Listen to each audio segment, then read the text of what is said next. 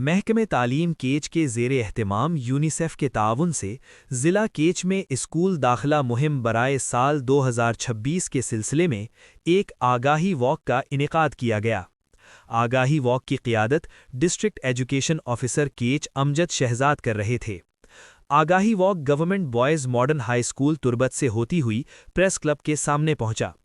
Press club کے سامنے آگاہی واک سے ضلعی education officer Amjad Shahzad, mayor Turbat Balakh Sher Qazi, UNICEF Kech کے E S P Faiz ur-Rahman, Kech social society کے رہنما اور B R S P Kech کے district project coordinator Altas Sakhi وغیرہ نے خطاب کیا اور کہا کہ تربت سمیت ضلع کیچ کے پرائمری سے ہائی اسکولوں تک نئے تعلیمی سال کے لیے داخلہ مہم جاری ہے۔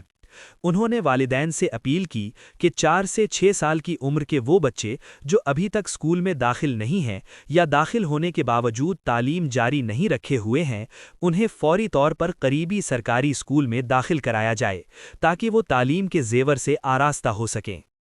تازہ ترین خبروں اور تبصروں کے لیے voice of Makran YouTube channel, Facebook page اور واٹس ایپ چینل کو فالو اور سبسکرائب کیجیے۔